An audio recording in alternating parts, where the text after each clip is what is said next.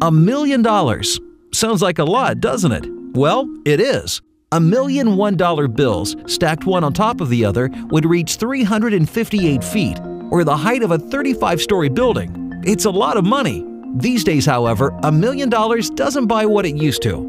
In 1900, the luxury steamliner Hendrick Hudson was built for $1,000,000, as was the largest private residence in Chicago, the Palmer Mansion. So what can $1,000,000 buy you now? Well, you couldn't buy a steamliner, but you could buy a luxury sailboat.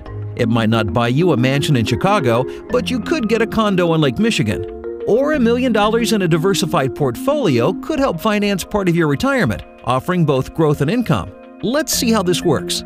Say a couple retired at 65 with a $1,000,000 investment portfolio.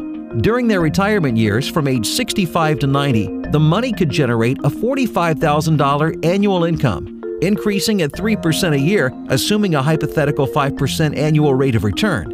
At age 90, the portfolio would have an ending balance of nearly $500,000. What's more, the portfolio would have generated $1.6 million in total income. Call today and schedule your review.